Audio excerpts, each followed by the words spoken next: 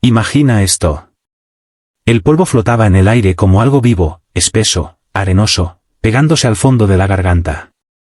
Llevaba el olor agudo del sudor y el pánico.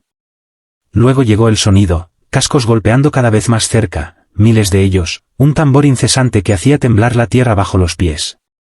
Siguieron los gritos. Agudos, desgarradores, atravesando la bruma, subiendo desde el corazón de la ciudad donde las puertas acababan de ceder. En callejones estrechos, las mujeres se agarraban unas a otras, las mangas de seda se rasgaban mientras corrían, los ojos desorbitados, la respiración entrecortada. Ya no quedaba a dónde ir. Las flechas silbaban por encima, clavándose en la carne con precisión implacable. La sangre empapaba la tierra, volviendo las antiguas calles resbaladizas y oscuras. Una tras otra, las orgullosas torres de Samarcanda se quedaban en silencio. Sus banderas eran aplastadas bajo botas con refuerzos de hierro. Pero lo peor aún no había comenzado. Eso esperaba en las manos de los vencedores. Hombres que ya no veían personas, solo botín. Mientras el sol bajaba y las sombras se alargaban sobre la carnicería, un susurro pasó entre los que aún respiraban. La horda no había venido solo a conquistar, sino a borrar. Lo que estás a punto de oír implica masacres, esclavitud y el ataque deliberado contra mujeres de formas que aún resuenan en la historia. Estos hechos provienen de crónicas escritas por testigos y sobrevivientes, y son profundamente inquietantes.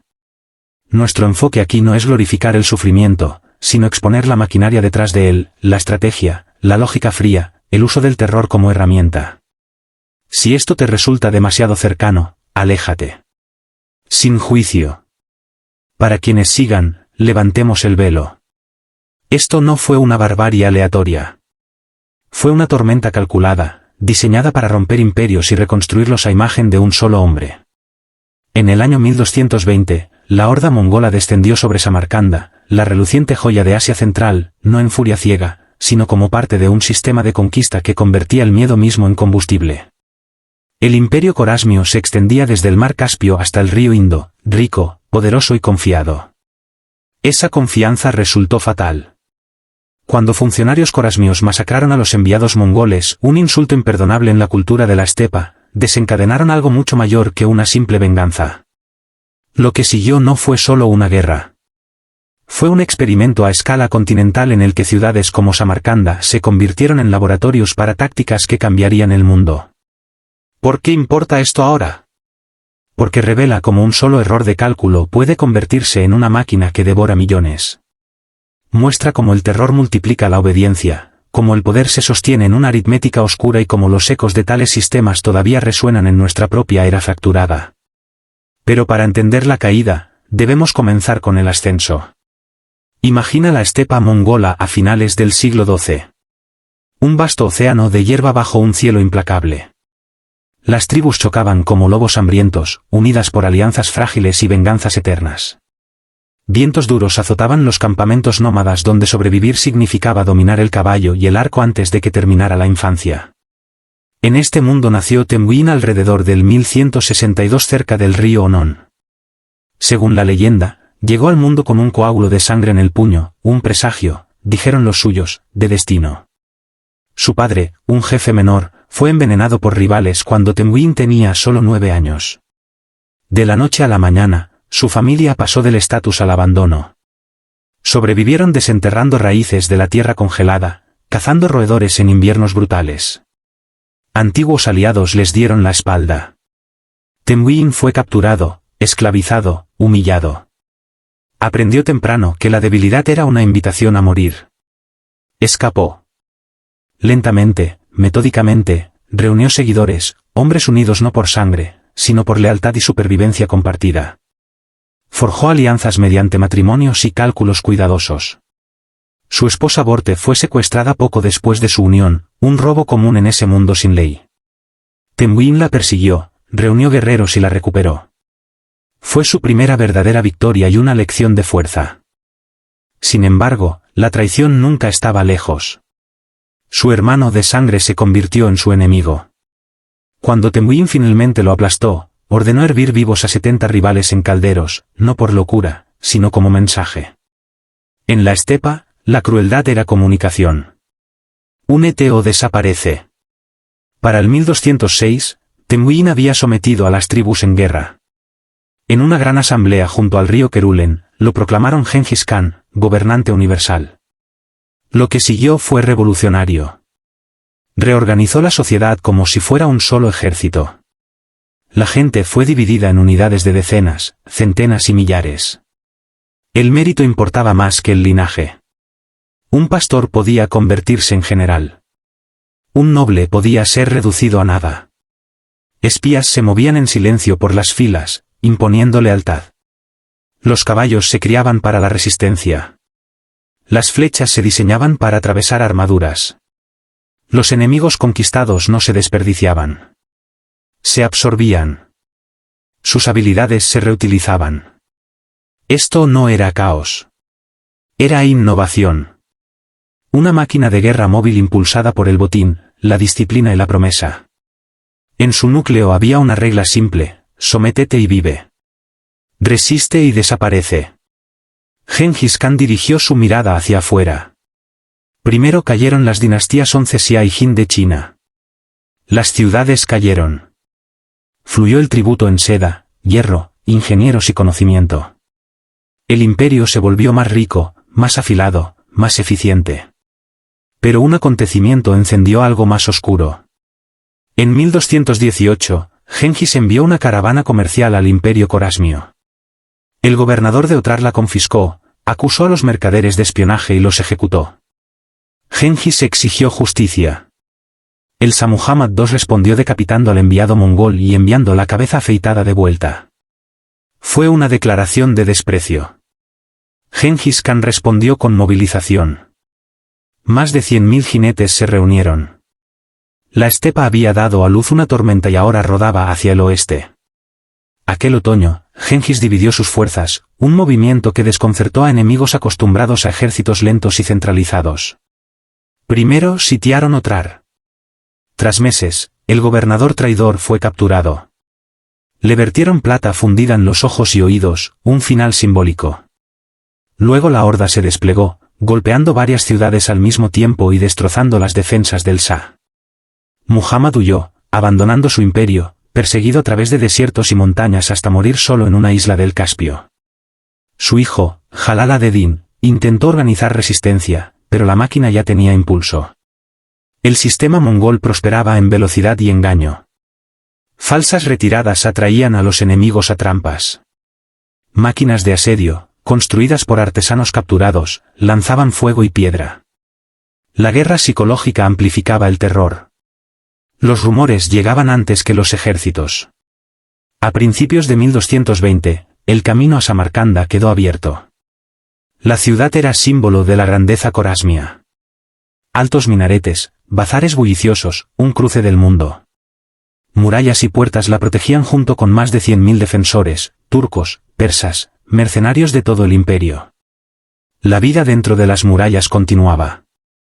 Los mercaderes discutían sobre especias. Los niños jugaban a la sombra de las madrasas. Entre ellos estaba Aisa, hija de un erudito, apenas 20 años. Tenía ojos como ónix pulido y una mente moldeada por la poesía y la astronomía. Pasaba los días ayudando a su padre Raman en la biblioteca, copiando textos antiguos a la luz de la lámpara. Para ella, Samarcanda parecía eterna. Pero los refugiados trajeron susurros, ciudades borradas, ríos atascados de cadáveres. El Shah prometía refuerzos. Ninguno llegó. Entonces, una mañana, los exploradores divisaron nubes de polvo en el horizonte. La horda había llegado. Gengis Khan rodeó la ciudad. Sus jinetes se cerraron como un nudo vivo. Las catapultas tronaban día y noche. Dentro de las murallas, la pánico se extendió. La guarnición discutía en voz baja. ¿Luchar o rendirse? Raman, viejo y sabio, instaba a la sumisión. Estos no son hombres, dijo en voz baja. Son una fuerza de la naturaleza. Al tercer día, una salida cargó y fue aniquilada en una tormenta de flechas. Al quinto día, venció la desesperación. Raman lideró una delegación a través de las puertas, con regalos y súplicas. Gengis Khan aceptó, pero solo en sus términos. Las condiciones fueron simples y despiadadas. Samarcanda entregaría todas las armas, todos los guerreros y todos los tesoros. A cambio, la ciudad sería perdonada de la destrucción inmediata. Las puertas se abrieron. Los mongoles irrumpieron. Se movían con un orden aterrador, no como una turba, sino como un sistema. Las calles se llenaron de hombres a caballo gritando órdenes. Las familias fueron arrastradas de sus casas y obligadas a formar en plazas abiertas. Aísa observaba desde un tejado cómo la ciudad que conocía se disolvía en caos organizado. A los hombres los llevaban a un lado, a las mujeres y niños al otro. Sin explicaciones. Sin vacilación. Ese fue el momento del juicio. No acero contra acero, sino vidas pesadas por su utilidad. La orden llegó rápido. Gengis Khan mandó desarmar completamente a la guarnición. Una vez que los soldados entregaron las armas, los sacaron fuera de las murallas. Al final de la tarde, casi 30.000 habían sido ejecutados. Cuellos cortados, cuerpos apilados. Un monumento sombrío a la resistencia se levantó más allá de las puertas de la ciudad. A los civiles les fue poco mejor. Artesanos, ingenieros y eruditos fueron perdonados, no por misericordia, sino por su valor. Los encadenaron y los marcharon hacia el este para servir al imperio en expansión. El resto de la población enfrentó la división. Las mujeres, especialmente las jóvenes e intactas, fueron reclamadas como botín. Aísa fue agarrada en el tumulto, arrancada de su padre mientras su voz se perdía bajo los gritos. Los mongoles no actuaron al azar. Se respetaban cuotas. Cada guerrero recibía su parte asignada. Esto no era deseo. Era política. Un mecanismo para recompensar la lealtad, romper las líneas de sangre conquistadas y aniquilar la voluntad de resistir. Brahman sobrevivió gracias a su conocimiento. Vio impotente cómo su hija desaparecía en la extensión de los campamentos mongoles. Los cronistas luego discutirían sobre números, pero muchos relatos sugieren que miles de mujeres sufrieron el mismo destino. Sus vidas fueron reutilizadas dentro de un sistema que trataba a los seres humanos como recursos. La caída de Samarcanda no fue solo la de una ciudad. Fue un mensaje transmitido por toda Asia: este es el precio de la resistencia. Y sin embargo, incluso en las cenizas, algo perduró. Brahman fue reclutado como consejero, su mente puesta al servicio del imperio que había destruido su hogar. En silencio, observó. Anotó debilidades que los mongoles rara vez consideraban: su dependencia de pastos para los caballos, las inmensas distancias que estiraban las líneas de suministro. Escribió todo, escondiendo sus rollos entre manuscritos saqueados. Fue un acto pequeño, pero importó. El conocimiento se convirtió en resistencia. La máquina siguió rodando de todos modos. La historia de Aísa, reconstruida a partir de relatos dispersos de sobrevivientes, no la devolvió a Samarcanda. Fue llevada al este, forzada a vivir dentro de la horda y a dar hijos a un oficial mongol. Su mundo anterior se desvaneció en el recuerdo, reemplazado por una nueva identidad impuesta por la conquista. El genio del sistema radicaba en la absorción, convertir enemigos en parientes, borrar fronteras a través de la sangre. El patrón resulta incómodamente familiar. Incluso hoy, los imperios remodelan sociedades mediante desplazamiento forzado y asimilación, a menudo bajo banderas de necesidad o seguridad. El precio siempre es personal. De las ruinas de Samarcanda, los ejércitos mongoles se dividieron como fragmentos de una hoja rota. Gengis Khan envió a sus hijos Yochi y Chagatai hacia el norte, hacia Urgench, el corazón del reino corasmio.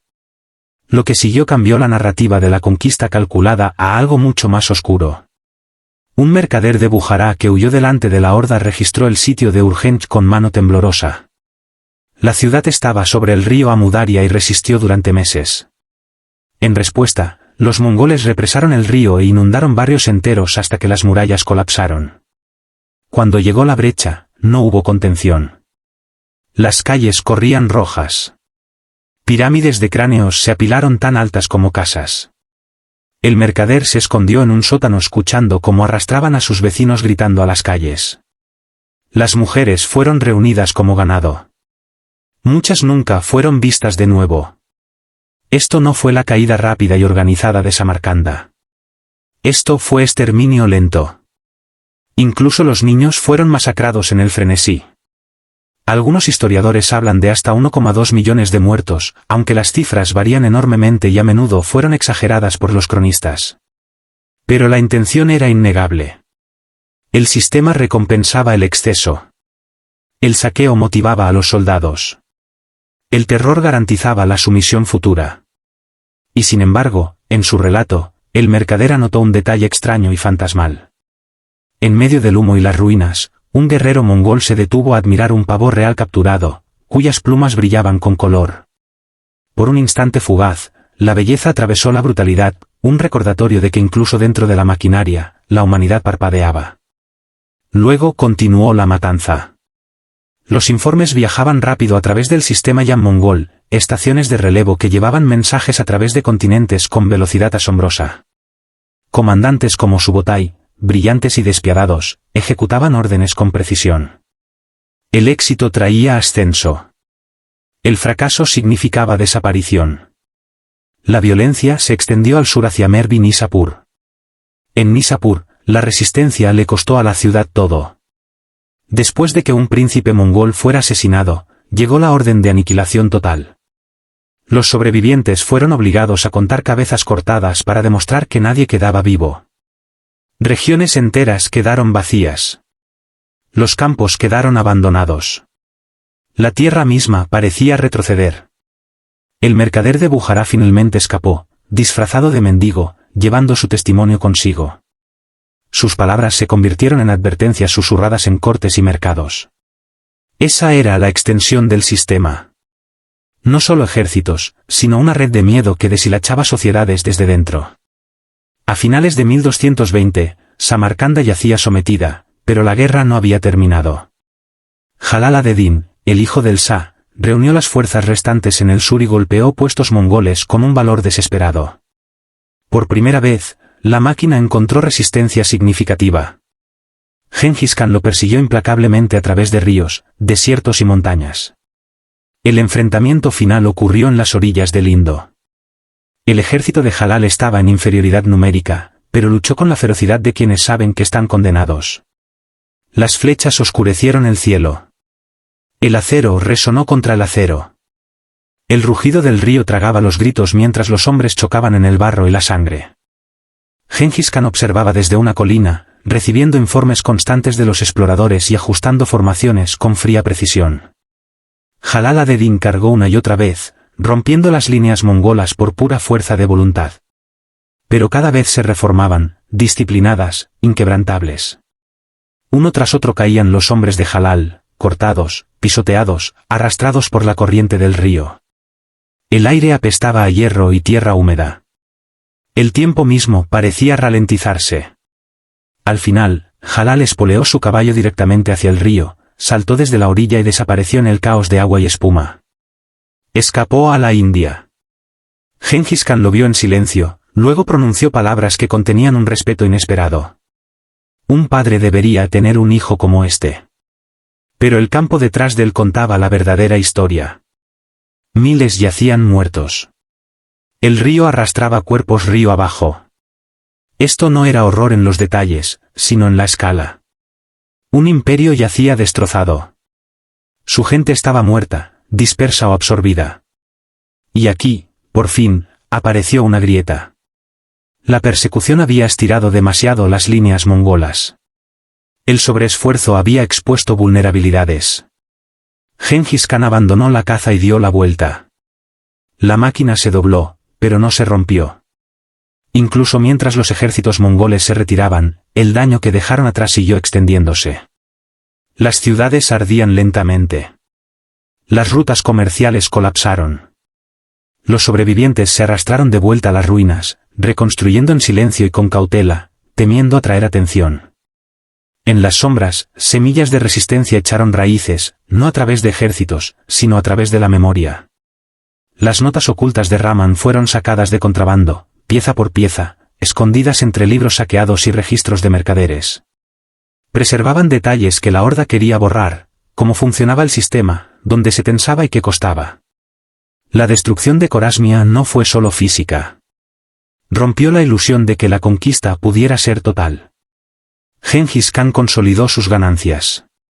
La población restante de Samarcanda, la que no fue asesinada ni esclavizada, fue obligada a pagar tributo. Sus artesanías, su conocimiento, su trabajo ahora alimentaban la expansión mongola. La ciudad que una vez brilló como el corazón de Asia Central se convirtió en un punto de paso en la vasta red de caminos del imperio. En 1227, Gengis Khan murió durante una campaña contra los Onze Xia. Las circunstancias quedaron envueltas en secreto, igual que su entierro.